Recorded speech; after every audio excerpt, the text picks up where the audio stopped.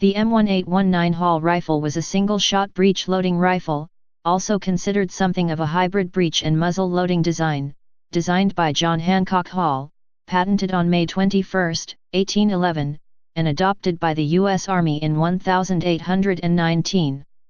It was preceded by the Harper's Ferry Model 1803. It used a pivoting chamber breech design and was made with either flintlock or percussion cap ignition systems. The main years of production were from the 1820s to the 1830s at the Harper's Ferry Arsenal. This was the first breech-loading rifle to be adopted in large numbers by any nation's army, but not the first breech-loading military rifle. The Ferguson rifle was used briefly by the British Army in the American Revolutionary War. Breech-loading rifles remained overshadowed by common muskets and muzzle-loading rifles, more often rifle muskets, so prevalent in the early 19th century. The early flintlocks were mostly converted to percussion ignition. Comparative trials. United States Army inspectors conducted trials by having a 38-man infantry company fire at a 100 yards, 91 m, target for 10 minutes at their own speed. Production history. The original flintlock model had a 32.5-inch barrel rifled with 16 clockwise, right-hand, grooves making a turn in 96 inches. The muzzle was reamed to a depth of 1.5 inches, creating the illusion of a smoothbore when the user looked down the muzzle of the firearm. Overall length was 52.5 inches, and weight without bayonet was 10.25 pounds. The rifle fired a .525 ball weighing 220 grains, 1/2 ounce, using a 100-grain black powder charge and 10 grains of fine powder primer, flintlock versions only. The Carbine Design was produced beginning in 1833, using a smoothbore barrel of 23 inches in length. It had an overall length of 43 inches, weighed 8 pounds, and was the first caplock firearm adopted by the U.S. Army. The following year, a carbine in .69 caliber was introduced for the Regiment of Dragoons, with a second run in 1836-1837. Barrel length was reduced to 21 inches in 1840, and a fishtail breech lever design credited to U.S. Army Captain James Huger was also introduced for the next 7,000 carbines, including the M1842 carbine, the final regulation design of the series. In 1843, the Hall North carbine, variously known as the M1843 and the improved 1840, featured a side-mounted Henry North Edward Savage breech lever. 11,000 Hall North carbines were manufactured with a 21-inch, .52 caliber barrel. The Hall production line at Harper's Ferry closed in 1844, but between 1843 and 1846, 3,000 M1843 carbines were also manufactured by Simeon North. Action.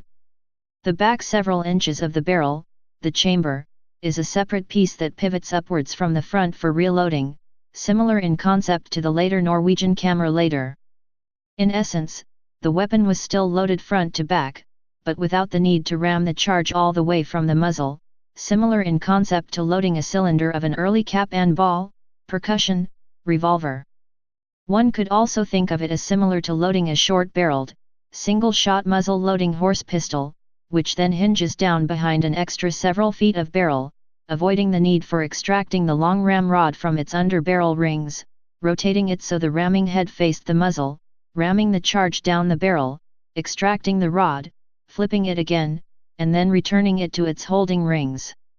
With the short chamber, a simple handheld tool could be used to easily and quickly seat the bullet onto the charge. More importantly, as with all breech loaders and muzzle loaders, prior to the invention of the mini-ball, the fact that one didn't need to load through the whole barrel allowed for the use of rifling in a standard-issue frontline military weapon, as opposed to weapons issued in small numbers to elite troops such as sharpshooters. In order for rifling to work, the projectile must fit very snugly in the barrel, which makes it harder and slower to ram the bullet down the barrel. Once fired, black powder builds up thick fouling very quickly, which makes the gun even harder to load. A typical muzzle-loading rifle couldn't be fired more than 3 to 4 times before requiring cleaning, or the bullet would be impossible to force down the barrel on loading, even with the mallet typically issued to riflemen to aid in forcing the bullet through the rifling while loading after the first 2 shots. This fact is why soldiers were still issued smoothbore muskets firing loose-fitting round balls. Long after the merits of rifling were known, rifles simply couldn't be loaded fast enough for use in open-field combat, even though they were far more effective shot for shot. The loose fit of a musket ball allowed for faster loading, even after fouling built up, but also made adding rifling useless, since it wouldn't work without a tight-fitting projectile.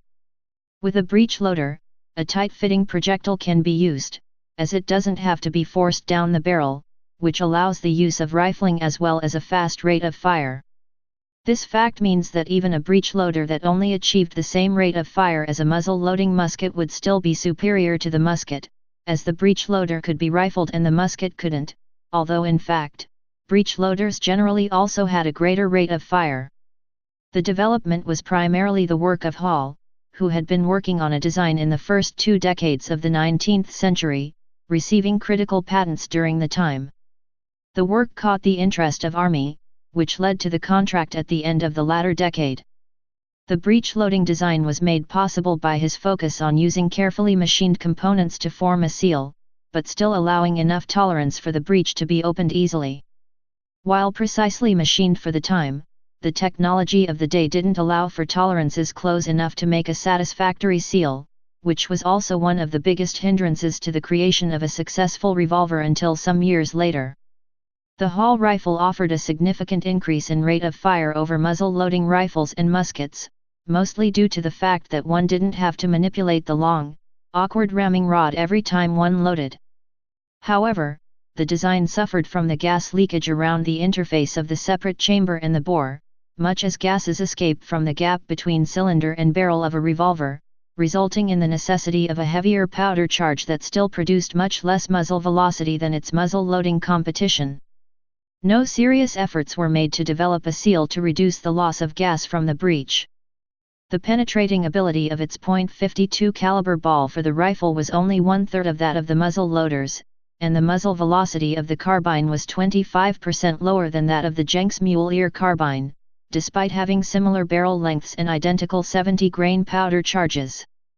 Thousands of rifles were made, though the troops and many leaders preferred the simplicity and lower costs of muzzle-loaded weapons. However, the advantages were clear, and breech-loading designs would grow to dominate rifle procurement after the Civil War.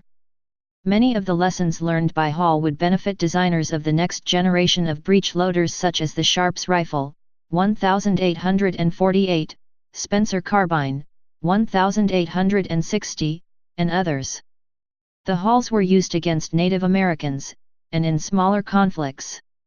Some saw service in the American Civil War. However, by this time, many rifles were worn out over 30 years of use.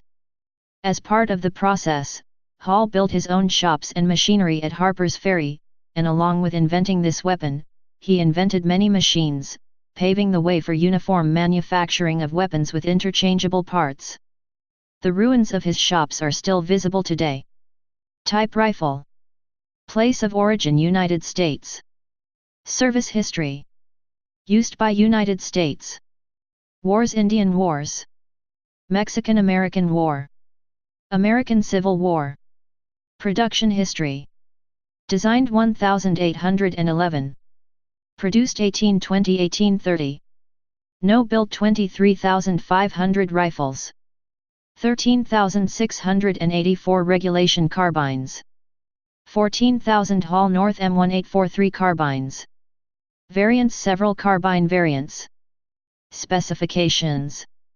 Weight 10.25 pounds, 4.6 kilograms, rifle. 8 pounds, 3.6 kilograms, carbine. Length 52.5 in, original. Various, 48 to 60 inches, 1,200 to 1,500 millimeters, conversions. Barrel length 32.7 in, rifle. 21-23 in, carbine. Cartridge .525 ball, original. Paper W/.69 ball, conversion. Caliber .525 inches, 13.3 millimeters. 0.69 inches, 18 millimeters. Action see text. Rate of fire 89 rounds per minute. Muzzle velocity. Effective firing range 800–1500 yards. Feed system breech loaded. Please subscribe and thanks for watching.